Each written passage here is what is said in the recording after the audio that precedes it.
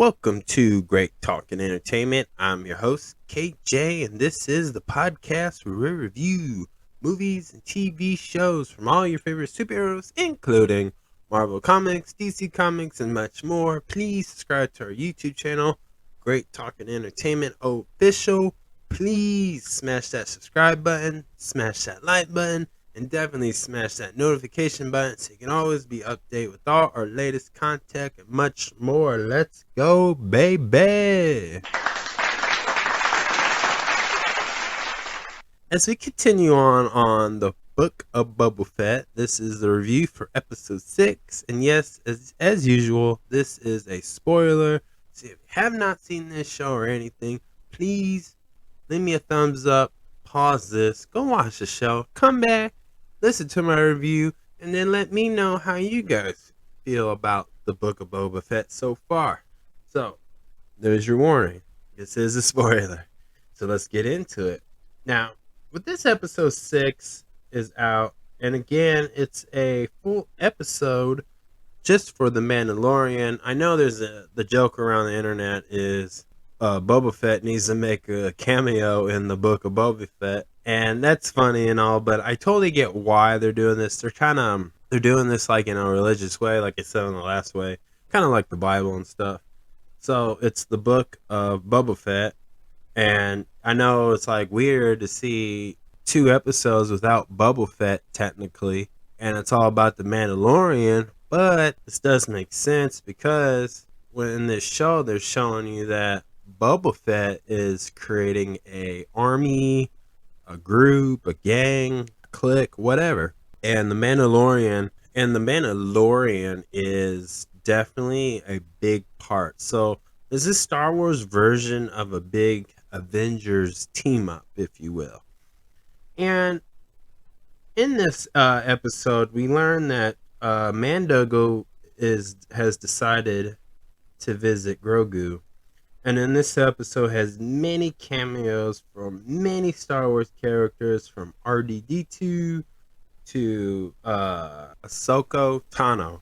And she went down to the same planet where Luke Skywalker's at, and obviously the Mando, to see Luke Skywalker. And we learn in this episode is that, the Mandalorian is, battling between being faithful to the Mandalorian, this is the way, and fighting the feelings and relationship and the bond, obviously, that him and Grogu have together throughout, like season 1 and season 2.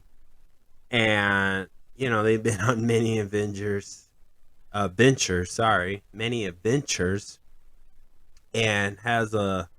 had a lot of time to bond, basically. And Grogu has grown attached to the Mandalorian, same as reverse as well. The Mandalorian has grown attached to Grogu, and yeah, you can say it's like a father and son thing. Of course, there's tons of elements of that in the show like that for the Mandalorian. So yeah, I would die on that hill for that phrase. And this shows that, Luke Skywalker is taking good care of Grogu, and he believes in him because obviously he's the same race or ethnic as obviously Yoda. So, Luke Skywalker sees a lot of potential in Grogu, and you see in this show that Luke Skywalker is training Grogu, and Grogu is still acting like a baby or a child, whatever you want to use. And he has a lot to learn. And, for example, that, Luke Skywalker is using the Force to kind of walk Grogu because Grogu's like walking really slow, not really paying attention. And obviously Grogu is famous for eating like bugs and, like frogs and things that are alive, but he just eats it, just like any baby would, right? So you got that. But with that, it just shows why this is such a great episode and why this season of Boba Fett is so good, because the book of Boba Fett is giving us the stories that are obviously filling in the gaps in the timeline of the Star Wars universe. And this explains a lot and gives you a true understanding of what, Luke Skywalker was trying to achieve. And this is like before, because if you watch obviously the newer Star Wars movies, you know, you see Luke Skywalker much older, bitter, more doubtful, lost a lot of hope, no pun intended when I say that. Obviously just lost faith, right? And we know why. We know why, but we never knew what it was like before, like when did he get these new students? When did he get feel inspired to train young upcoming Jedis? It's like, for a while we just knew that, Luke Skywalker was hiding for years and years, and everybody was been looking for him. And this is like the before. This is what inspired Luke Skywalker to pretty much just give up. Because, like I said, in the newer Star Wars movies, you see that he's more bitter, older and bitter, of course, but more bitter. Just like he was angry. And obviously his past, his families, and like his father basically is a curse because in this episode you see that Luke Skywalker, a young Luke Skywalker, is wearing all black. No, not like his dad, Darth Vader. Not like that, but just all black on black. It even wears like black gloves, just like his father did. But he is on the good side, not the dark side. And you see that. So, but he shows a lot of his father's traits, of course. So this is what you know this shows you that even Luke Skywalker, who you would consider the OG, very wise and mature, and knows a lot about the Jedi way and so forth, but even back then, Luke Skywalker wasn't really sure, and you know wasn't very perfect as well, because this is where he was starting. Grogu is the first of him to train, so just put that in thought, like, even Luke Skywalker's not perfect in the Star Wars universe. So you know this is kind of like answering a lot of questions of like why and where and when did this all happen. So this is definitely why I like this episode, because they're showing that, okay, this is like, on the Disney Plus, they're gonna have Star Wars characters have their own shows or spin-offs or whatever, right? And then when they decide to release the Star Wars movies that would be like in theaters or whatever, they may appear in those movies, or it's going to be like how the Marvel Cinematic Universe is, basically, but in a Star Wars way. So there's that. So they're showing you like the past, the present, and then seeing the future, because you never know what the future Star Wars characters you're going to see, who's going to be the next Jedi, the next evil bad guy. It's stuff like that. So definitely, I really love this show, and this is a great episode of a perfect example of expanding the Star Wars universe. So, let's talk about Luke Skywalker some more. They had a lot of like throwbacks, a lot of tributes to certain things. Like, Luke Skywalker had baby Grogu in a backpack, kind of like how Yoda had Luke Skywalker carry Yoda on Luke Skywalker's back. And they did like the flips and jumping, running through the jungles, trying to balance, and you know trying to practice with the Force, a lot of meditating ways, and you know, and then another thing they show like how the Jedi school was built, and it was by like these ant robots. So Luke Skywalker had a plan, and he was building the future because he knew that even Luke Skywalker couldn't protect the galaxy forever on his own. And, he was trying to teach the next generation to do the right thing, basically. And, when we go to like Grogu, you know, training with Luke, he obviously I told you he was struggling. He misses the Mandalorian. He's really young, and obviously from if you watch it, Grogu's not talking like Yoda. Like I don't have a good Yoda impression, so I won't do it. But it's like we don't. It's hard to tell what Grogu's thinking, and you kind of have to go by his emotions, the way he's talking, or the way he's reacting in a way with like sounds or whatever. Like a baby, obviously, duh. But we don't really know, and they show like him getting better at it. So like Baby Grogu has potential to be able to defend himself. They even show like the past, like what was Grogu's past. What we do know after Luke Skywalker, did the Force thing, we learned that at some point that the Jedi's were invaded by clones, the stormtroopers, and a lot of them got shot and killed, obviously taken out basically, and that's all they show. Then they only show like the backside. I couldn't really tell there was like a particular Star Wars character that I'm familiar with. I wasn't. The way they had it, I couldn't tell, but we do know that he was with the Jedi. And we knew that in the Mandalorian show that Grogu, lost his memory, or he doesn't remember, whatever, right? He lost his plain simple, but and Luke Skywalker kind of unlocked it. It didn't really shock Grogu. I mean, you would think he would like have a panic attack or something, but still unknown. And they only show like a slight clip, a brief memory.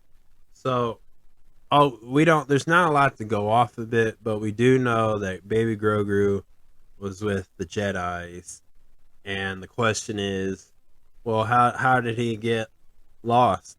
How did he get put where he was at? Hopefully they answer it on episode 7 or season 3 of The Mandalorian. Who knows? But they definitely will some way somehow. And the next Star Wars character they brought back for the Book of Boba Fett episode 6 was Ahsoka Tano, who we seen in the last season of The Mandalorian, and obviously she's the most popular character in the Star Wars franchise that is like a fan favorite basically, and people have been dreaming to see her in a live action, and even like just did like their fantasy of what actor to play and stuff. So this is a very big deal, but she shows up, and she's talking to the Mandalorian like, hey, look. She's like, look, Grogu has some opportunity here, but if he takes this opportunity to become a Jedi, you can't be in his life, Don't let Grogu be torn apart, A Jedi, because technically Jedis are not really supposed to catch feelings or grow attached, That's why like Anakin Skywalker, aka Darth Vader, he was very attached to his mother. He was very attached to where he was from. And, that can cause you to join the dark side. So Jedis have to be kind of like no emotional. Like, it's like the Mandalorian way.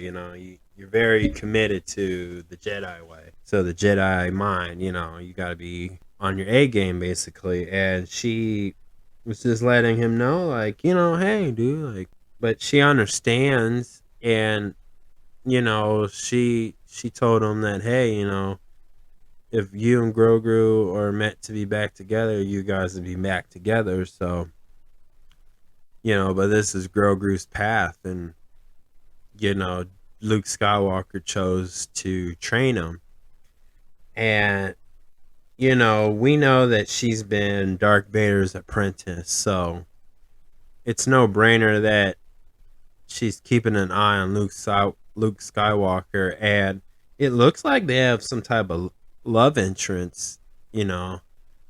But she was once kind of in love with her dad, Darth Vader, so I don't know if that's going to be it, but I mean, well, not in love, but very close to her dad, his dad, Darth Vader. So it looks like there's a love interest, but I don't know if they're gonna go with that. So, but they planted a little seed of it, so I would imagine, yeah.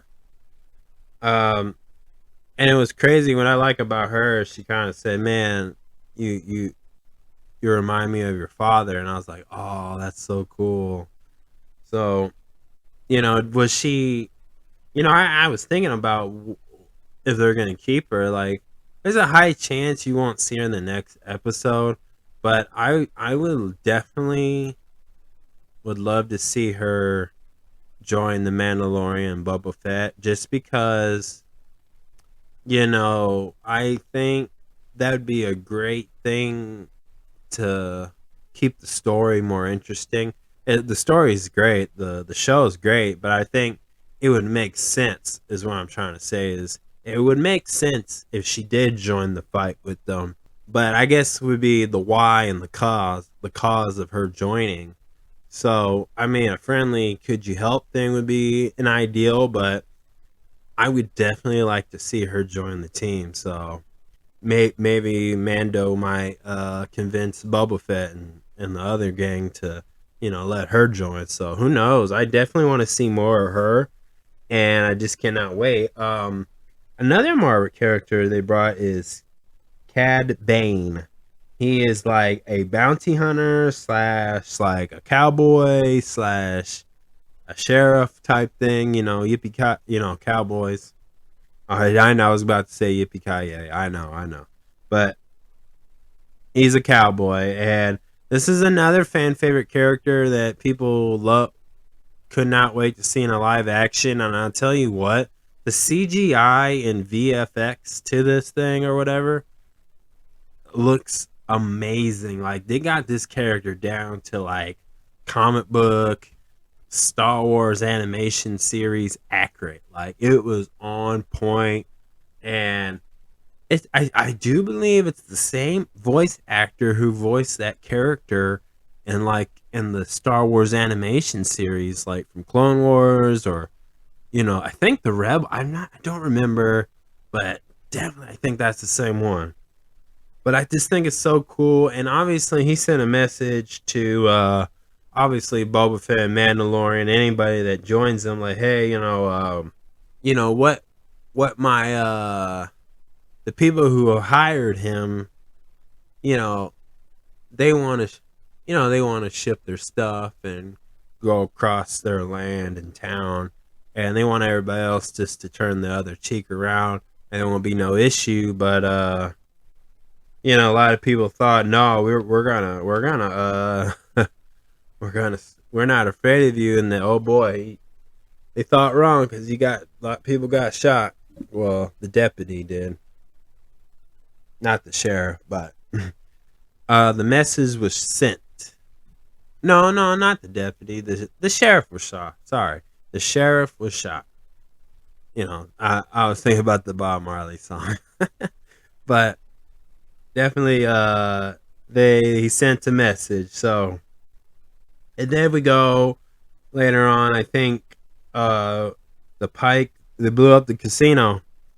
I'm like, dang. So they're sending a message like, this gang, the Jabba the Hutt family, they letting Boba Fett know that it's about to go down, and you don't want that smoke, basically. But besides that, another ending they had was Grogu had to choose between the lightsaber and this like a armor type thing in his size, which is really adorable, I guess.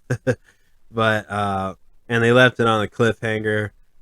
Where do I think Baby Grogu would choose? Well, in my heart, would want to see Baby Grogu join the Jedi, just because I feel like we need another Yoda or Grogu to be the Yoda of this generation for new Star Wars fans.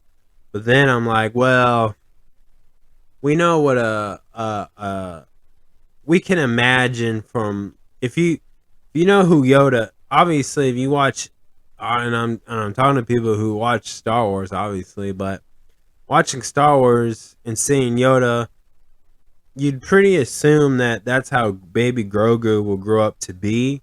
So I think that they will tell the story of Grogu choosing the Mandalorian and becoming a Mandalorian.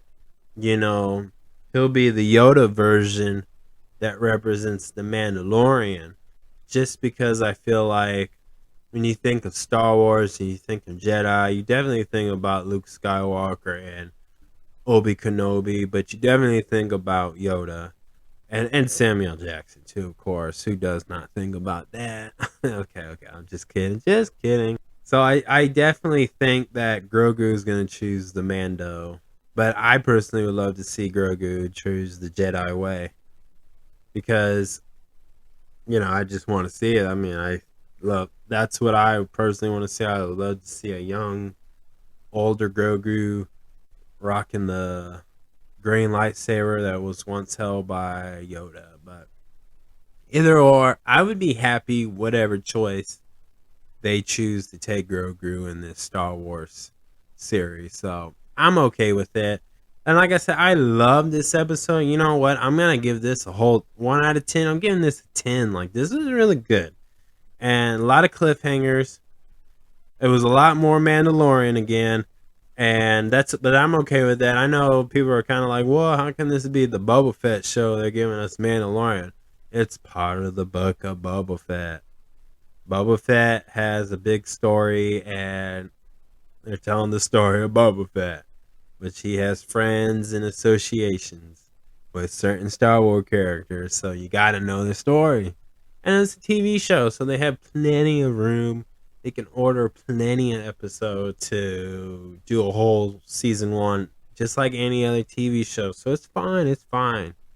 I'm cool with it. I'm cool. It's better than seeing doppelganger shows, but that's just me. That's just me. So I'm loving this. Tell me, guys, what you guys think is in the comments. So thank you for listening. Please subscribe to my YouTube channel, Great Talking Entertainment Official. Please subscribe to that thing. Hit that like button and definitely hit that notification button so you can always be up to date with all my latest content. So peace